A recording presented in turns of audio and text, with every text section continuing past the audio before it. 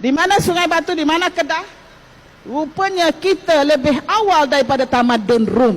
Adakah anda tahu pelabuhan tertua di Asia Tenggara bukan di Indonesia? Ramai yang tak tahu bahawa klaim Gunung Padang berusia 27,000 tahun je lah yang paling Sorry girl, I gotta go.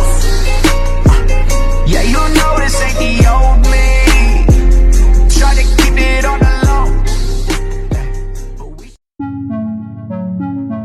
Yap, kocak. Malaysia seperti berhalusinasi mengklaim sebagai pusat peradaban terawal di dunia. Klaim ini bahkan disebut-sebut lebih tua dari peradaban di bangsa Rom. Pernyataan itu ramai setelah seorang profesor Malaysia, Soleha Yaakob, mengangkat narasi bahwa negaranya punya jejak peradaban paling awal. Tentu saja klaim ini langsung bikin geleng-geleng kepala banyak pihak karena terdengar seperti ingin melompat jauh dari fakta sejarah yang selama ini diakui dunia. Klaim tersebut merujuk pada temuan situs Sungai Batu yang disebut sebagai lokasi peleburan besi paling awal di dunia. Namun kalau melihat bukti dan pengakuan akademik internasional, temuan ini masih terus diperdebatkan dan belum menggeser konsensus sejarah global. Rasanya seperti terlalu dipaksakan agar terlihat hebat dan seolah-olah ingin menempatkan Malaysia sebagai pemilik peradaban tertua, padahal validitasnya belum benar-benar kokoh, hanya ingin terlihat hebat. Di sisi lain sebenarnya mereka pun masih bingung kenapa di Malaysia tak seperti di Indonesia ditemukan tempat-tempat prasejarah. Meski demikian mereka masih menyombongkan temuannya. Di mana Sungai Batu, di mana Kedah? Rupanya kita lebih awal daripada tamadun Rom. Rupanya kita lebih tak awal daripada tamadun Rom. Kenapa saya kata begitu? Tadi 788 BCE. Okey, campur 2000. Berapa jika kita campur 2000? 2788. Jadi 2788 ia sebelum Rom. Great 3000. Kita sudah ada tamadun sebelum Rom. Selepas Great ia adalah kita. Tetapi tidak diletak dalam data-data ekologi atau data tamadun dunia. Kenapa? Kerana orang kita tidak melibatkan diri dalam penentuan meletakkan tamadun dunia. Kerana mereka tidak mengiktiraf kita. Kerana kita ini bangsa dijajah. Justru mereka tidak mengambil pandangan kita dan tidak meletakkan bangsa kita di dalam ini. Dan kita maklum setengah daripada negara mencipta artifak untuk meletakkan bangsa mereka di dalam carta ini. Tetapi orang Melayu bukan begitu. Orang Melayu suatu bangsa yang jujur. Satu bangsa yang jujur, bila bertemu sesuatu data, Prof Mokhtar bawa ke luar negara, tanya berapa tarikh carbon dating. Bukan kita mencipta artifak, jujurnya kita. Walaupun ada pihak mempertikaikan lagi penemuan 788 BCE itu. Ya, padahal negara lain mencipta artifak untuk meletakkan mereka di sebaris di sini. Tetapi nama kita tidak wujud di sini. Tapi seolah kenapa tak ada dekat Malaysia? Kita kena maklum, kena ingat, dulu sebelum 1820, Malaysia dengan Indonesia tak wujud. Ini adalah alam Melayu. Apabila dibuat pecah perintah oleh Kerajaan London yang diketuai oleh Raffles pada tahun 1820, maka berpecah Indonesia dan Malaysia. Justru banyak data-data kita tidak ada di sini dan ada di bahagian Indonesia dan Sumatera. Kerana kita ini kawasannya, kawasan tempat laluan, pelabuhan, relau-relau besi banyak. Dan satu lagi, berapa kerat kita nak cari ke atas bukit gunung tu? Data-data bangsa kita orang Melayu ni duduk atas gunung, duduk atas bukit. Banjaran Titi Wangsa itu adalah kota-kota ataupun istana-istana tua yang ditinggalkan. Kita tahu itu. Yang lebih menarik, sebagian pihak malah membandingkannya dengan situs-situs prasejarah di Indonesia seperti Gunung Padang yang pernah diklaim berusia sangat tua, bahkan hingga 27.000 sebelum Masehi, serta kemegahan Candi Borobudur yang jelas diakui dunia sebagai warisan sejarah besar. Bahkan ada yang berani menyebut Sungai Batu lebih tua dari Borobudur, padahal keduanya berasal dari konteks zaman yang berbeda. Perbandingan seperti ini justru terkesan dipaksakan demi membangun narasi kebanggaan. Adakah anda tahu pelabuhan tertua di Asia Tenggara bukan di Indonesia, bukan juga di Thailand, tapi kat Malaysia, di Kedah, Sungai Batu. Sungai Batu di Lembah Bujang telah wujud sejak abad ke-3 Masihi, 900 tahun lebih awal dari Angkor Wat dan Borobudur. tapak ini ada lebih 50 struktur termasuk kilang peleburan besi purba. Orang dulu bukan main-main. Mereka hasilkan besi dan ekspor ke India dan Timur Tengah. Sungai Batu juga ada pelabuhan lengkap dengan dermaga dan jalan. Gunung Jerai juga menjadi penanda arah untuk kapal-kapal dagang masuk ke pelabuhan. Bayangkan Malaysia dah ada tamadun canggih masa negara lain baru nak bermula. Kenapa ramai yang tidak tahu?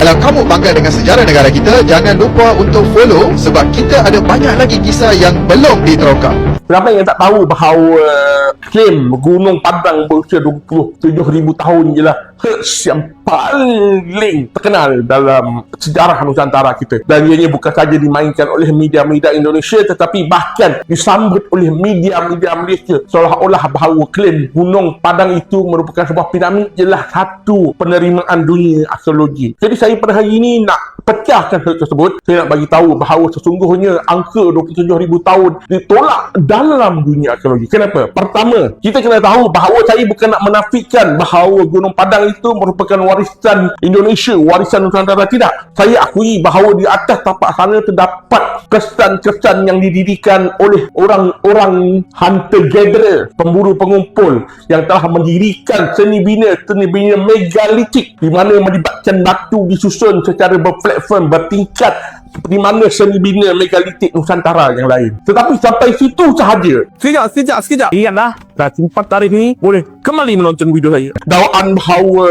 tapak ini berusia 27,000 tahun, bahawa ianya adalah dibina oleh masyarakat dekat Pulau Jawa pada 27,000 tahun yang lalu itu ternyata salah. Pertama, angka 27,000 tahun itu pun ialah angka di mana bukanlah angka yang diterima. Radio karbon yang dibuat ialah radio karbon tanah dekat situ. Bukannya radio karbon melibatkan artifak-artifak yang dibina, yang ditemui oleh manusia. Sebaliknya pengkaji ataupun saya namakan pengkaji, mereka telah bawa tanah yang mereka ambil kat situ, mereka bawa pergi ke makmal, mereka uji tanah di situ dikatakan berusia lebih kurang 27,000 tahun, maka mereka mendakwa piramid ini berusia 27,000 tahun. Sedangkan hakikatnya dalam metodologi bidang arkeologi, usia tanah tidak menamakan, tidak boleh dikatakan usia artifak atau pembinaan. Itu yang pertama. Bahkan saya boleh katakan bahawa kertas kerja yang ditulis yang menggunakan radio karbon tanah itu sendiri telah ditarik balik pada tahun 2024 selepas setahun diterima. Alasannya ialah terdapat error besar dalam radio karbon. Kenapa? Ialah saya nak bagi tahu bahawa bila mana kita bercakap tentang pentarikan radio karbon, ini bukanlah seperti magik. Sebaliknya kita kena tahu, katakanlah apabila arang ataupun organik itu terperangkap dalam rekahan batu dan tanah yang lebih lama, dia sebenarnya memberitahu kepada kita bahawa bila bahan organik itu wujud, bukannya bila artifak-artifak itu mula didirikan. Sebab itu komuniti arkeologi telah mengkritik klaim 27,000 tahun. Yang kedua ialah antaranya ada hujah-hujah yang cuba mengatakan bahawa piramid ini binaan manusia ialah anomali yang ditemui yang melibatkan rongga-rongga dekat bawah gunung, ruang-ruang kosong, dan ini dibantah pula oleh ahli geologi. Tidak semestinya anomali-anomali yang wujud ini adalah membuktikan bahawa ianya adalah binaan manusia. Sedangkan kita boleh berhujah bahawa ianya adalah hasil alam semula jadi yang membentuk rongga-rongga yang menyerupai bilik, yang dipandang sebagai bilik. Sedangkan untuk membuktikan bahawa piramid Gunung Padang itu hasil binaan manusia, pertama kita kena ada konteks artifak lapisan binaan, kerja pemotongan batu yang berlaku. Bagi contoh, kalau piramid yang kita temui dekat Giza, kita temui tapak-tapak bekerja, kita temui bahawa kesan-kesan pembinaan yang dah berusia ribuan tahun. Bahkan kita jumpa teknologi-teknologi yang digunakan pada kepembinaan piramid Giza. Lagi satu, kita kena tahu kalau betul 27,000 tahun dulu manusia dah mampu membina piramid Gunung Padang, sehebat itu ia dah menghancurkan garis masa sejarah. Sebab pada ketika 27,000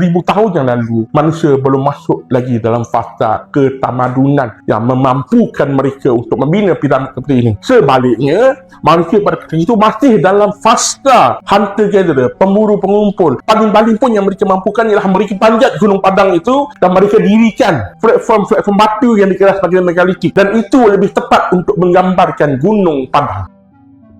Dari berbagai klaim tersebut, muncul pertanyaan sederhana. Kalau memang peradabannya paling awal dan paling hebat, kenapa jejak monumental seperti candi-candi besar tidak ditemukan? Alih-alih mengakui keunggulan temuan negara lain yang lebih kuat bukti arkeologinya, narasi klaim ini terkesan hanya ingin terlihat superior.